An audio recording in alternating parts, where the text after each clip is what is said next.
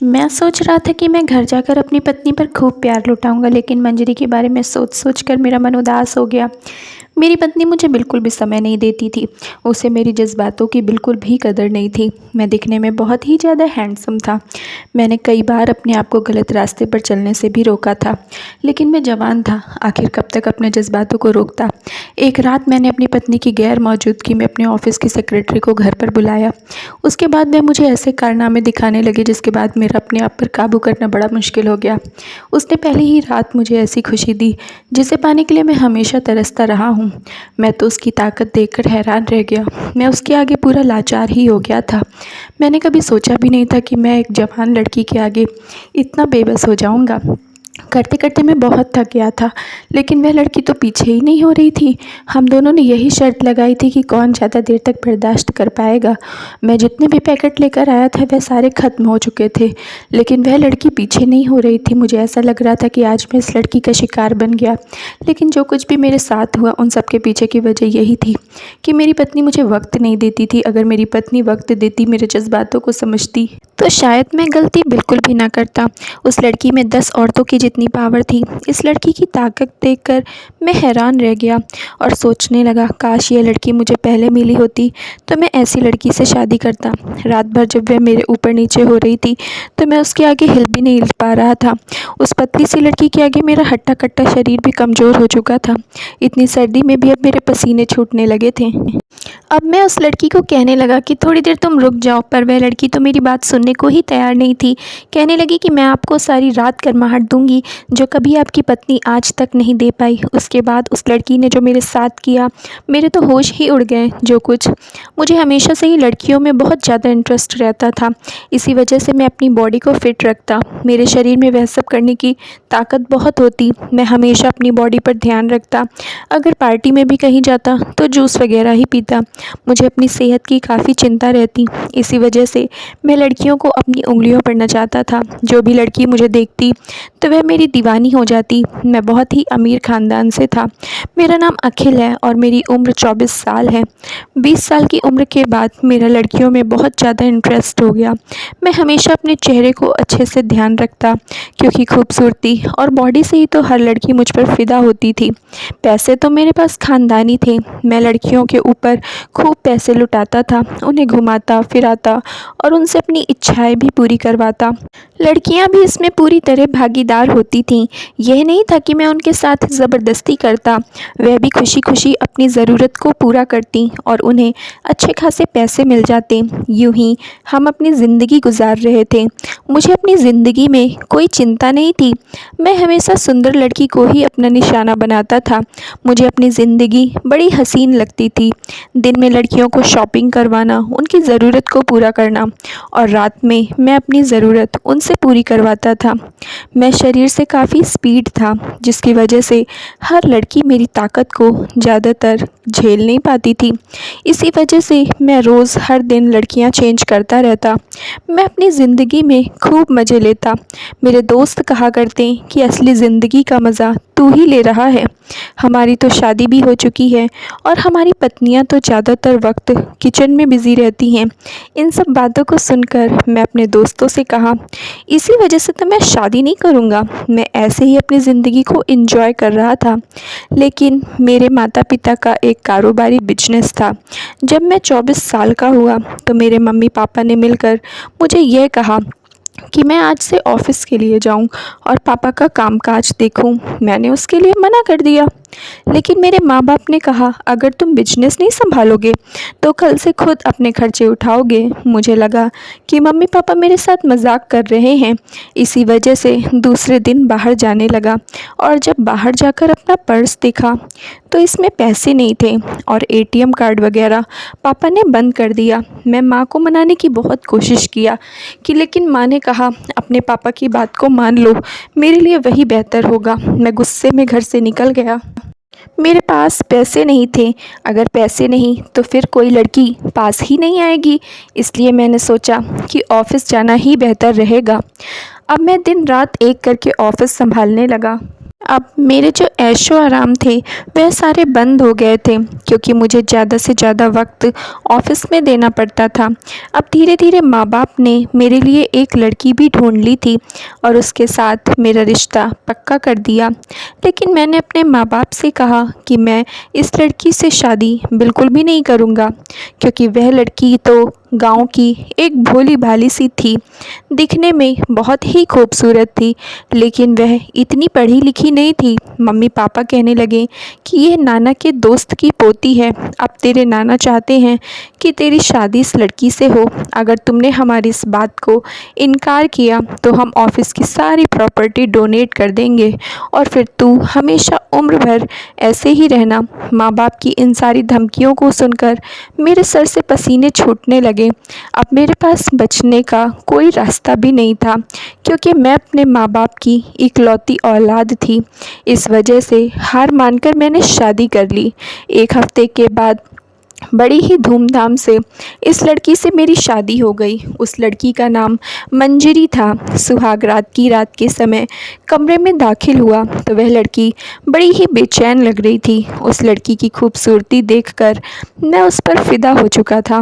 इसी वजह से मैंने तुरंत लाइट बंद कर दी, अपनी ताकत दिखानी शुरू कर दी। वह लड़की मेरे आगे बेबस हो चुकी थी। मैंने पूरे आधे घंटे तक उस पर प्यार लुटाया, लेकिन मेरे अंदर की चाहत बहुत थी। मैं चाहता था कि मैं पूरे 2 घंटे तक अपनी इच्छाओं को पूरा करूं। इसी रात सुहाग रात की रात गुजर गई। फिर दूसरे दिन जब मैं उठा तो वह मेरे बगल में नहीं थी। मेरा मन बहुत हो रहा था, लेकिन फिर मैंने देखा कि माँ कमरे में आई और मुझे कहने लगी, अभी तुम जल्दी उठ जाओ, तुम्हारी बीवी किचन में हम सबके लिए नाश्ता बना रही है।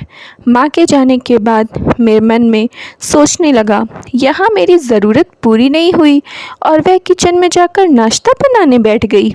मैंने सोचा, चलो नाश्ता बनाने के बाद मैं 3 घंटे उस पर प्यार लुटाऊंगा। मैं नाश्ते की टेबल पर आकर बैठ गया। नाश्ते की टेबल पर बैठते ही मैंने देखा कि मंजरी ने बहुत सारे स्वादिष्ट पकवान बनाए हैं। उन सबको देखकर मम्मी पापा मंजरी की तारीफ़ करने लगे। जब मैं वह खाना चखा तो वाकई वह खाने में बहुत ही ज़्यादा स्वाद था। खाना खाने के बाद मंजरी को बहाने से कमरे में चलने के लिए कहा, लेकिन तभी माँ मुझे कहने लगी, आज इसकी मुँह दिखाई की रस्म है, उसके बाद घर की कुछ रस्में हैं, उसके बाद ही मंजरी फ्री हो पाएगी। माँ की बातों को सुनकर मुझे अंदर ही अंदर गुस्सा आने लगा, लेकिन मैंने अपने गुस्से पर काबू रखा हुआ था। चुपचाप कमरे में जाकर लेट गया। पूरे 5 घंटे तक मंजरी वापस नहीं आई और इंतज़ार करते हुए मैं कब सो गया मुझे कुछ मालूम नहीं। जब मैं उठकर देखा शाम के 7 बज रहे थे और मेरे बगल में ही मंजरी लेटी हुई थी। मंजरी को देखकर मेरे चेहरे पर मुस्कुराहट आ गई और बढ़ती ही जा रही थी। मेरा बहुत ज़्यादा मन करता था, लेकिन मेरी पत्नी को बिल्कुल भी चिंता नहीं थी। वह तो सुबह उठकर घर के कामों में लग जाती थी या तो फिर मेरे मम्मी पापा की सेवा करती, और रात को वह दिन भर काम की वजह से बहुत ज़्यादा थक चुकी थी और अभी इसका मूड नहीं होता। इन सब बातों को सुनकर मुझे बहुत ही गुस्सा आता। आखिर मैं शादी क्यों की? मुझे तो इस घर को छोड़कर भाग जाना चाहिए था, लेकिन अपने माँ बाप की वजह से मैं मजबूर था, क्योंकि माँ बाप ने मुझे धमकी दी थी अगर मैं उनकी बात ना माना तो वह सारी प्रॉपर्टी चैरिटी में डोनेट कर देंगे। इसी डर की वजह से मैं शादी के लिए हाँ कर दिया, लेकिन अपने अंदर की प्यास बुझा नहीं पाता था। मुझे अपने दोस्तों की बात याद आने लगी कि शादी के बाद उनकी पत्नी भी उन्हें वक्त नहीं देती। मुझे मेरे हालात अपने दोस्तों जैसे लग रहे थे। अब मैं हमेशा ही ऑफ़िस में ज़्यादा टाइम देने लगा। ऑफ़िस में काम ज़्यादा बढ़ाने की वजह से मैं रात को घर पर थोड़ा लेट ही आता। काम ज़्यादा बढ़ाने की वजह से मैं ऑफ़िस में एक असिस्टेंट रखी थी। वह लड़की थी जो दिखने में दूध की तरह सफ़ेद थी। उसे देखकर मेरे जज्बात उभरने लगे थे। वह भी काम के बहाने मेरे करीब आने लगती थी। मेरे इतने करीब आ रही थी कि मेरे दिल की धड़कन तेज़ होने लगती। पत्नी की तरफ जाना भूल चुका था। अब मुझे वह लड़की बहुत ही पसंद आने लगी थी। उस लड़की को देखकर मेरा तन बदन गर्म हो जाता। एक दिन मेरे मम्मी पापा मेरे रिश्तेदार की शादी में गए हुए थे। घर वालों ने मुझे भी कहा। मैंने कहा कि मुझे ऑफिस में बहुत काम है, इसी वजह से मैं जा नहीं पाऊँगा। आप तीनों मिलकर चले जाएं, मैं घर पर अकेला रहूँगा। रात को मैं उस लड़की को अपने घर लेकर आ गया। वह लड़की कमरे में आई तो मैंने कहा, तुम बिस्तर पर बैठो, मैं तुम्हारे लिए जूस लेकर आता हूँ। उस लड़की को देखकर मेरे होश उड़ गए, क्योंकि अब उसने एक बहुत सुंदर सी नाइटी पहन ली थी, जिसे देखकर मैंने तुरंत वह गिलास टेबल पर रखा और उसके करीब आ गया। लड़की मेरे जज्बातों को समझ चुकी थी और फिर उसने तुरंत मुझे बिस्तर पर लेटा दिया। वह सब करना शुरू कर दिया। फिर पूरे 1 घंटे तक प्यार लुटाती रही और सुबह हुई तो वह अपने घर चली गई। अगले दिन जब हम ऑफिस गए तो उस लड़की ने मुझसे कहा, अब तुम मुझे पसंद आ गए हो, मैं तुमसे शादी करना चाहती हूँ। मैंने कहा कि मैं तुमसे शादी नहीं करना चाहता, मैं शादीशुदा हूँ। तो अचानक उसने एक वीडियो निकालकर मुझे दिखा दिया और कहा कि अगर तुमने मुझसे शादी नहीं की तो यह वीडियो मैं तुम्हारे घर वालों को दिखा दूंगी। मेरे तो होश उड़ गए थे। मैंने कहा, इसके बदले तुम्हें जो चाहिए तुम्हें मैं देने के लिए तैयार हूँ, लेकिन मैं तुमसे शादी नहीं कर सकता। पहले तो उसने मना किया, फिर बाद में बोली कि ठीक है, मुझे एक फ्लैट और 5 लाख रुपए चाहिए। अगर मेरी बात नहीं मानी तो यह वीडियो तुम्हारे घर वालों को दिखा दूंगी। उसके बाद से मैं पूरी तरह डर गया था कि मेरे घर वालों को पता चला तो वे मुझे कहीं का नहीं छोड़ेंगे। इसलिए मैं घर वालों से छुपकर उसे एक फ्लैट और 5 लाख रुपए दे दिए और कहा कि यह वीडियो डिलीट कर देना, और हाँ, आज के बाद तुम मुझे मेरे ऑफिस में नज़र भी नहीं आना चाहिए। पैसे लेने के बाद वह कभी मेरे ऑफिस में नहीं आई। घर आया तो अपनी पत्नी से कुछ भी नहीं कहा और मैं उदास होकर बैठा हुआ था। वह अचानक ही कमरे में आई और मुझे देखकर पूछने लगी, क्या बात है, आप बहुत परेशान लग रहे हैं। मैं बहाना बनाते हुए कहा, कुछ नहीं, बस ऑफिस में काम ज़्यादा है। वह मेरा हाथ अपने हाथों में लेकर कहने लगी, मैं आपसे माफ़ी चाहती हूँ, मैं घर के काम में इतनी बिज़ी हो गई कि आप पर ध्यान ही नहीं दे पाती हूँ। लेकिन मैं आपसे वादा करती हूँ कि आज के बाद मैं आपका बहुत ख्याल रखूँगी।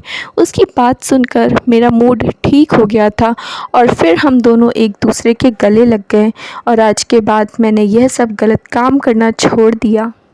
धन्यवाद दोस्तों, उम्मीद करती हूँ आप लोगों को स्टोरी पसंद आई होगी। तो प्लीज़ जल्दी से लाइक कर दीजिए, चैनल पर नए हैं तो सब्सक्राइब कर लीजिए और अपनी राय हमें कमेंट बॉक्स में ज़रूर दीजिए।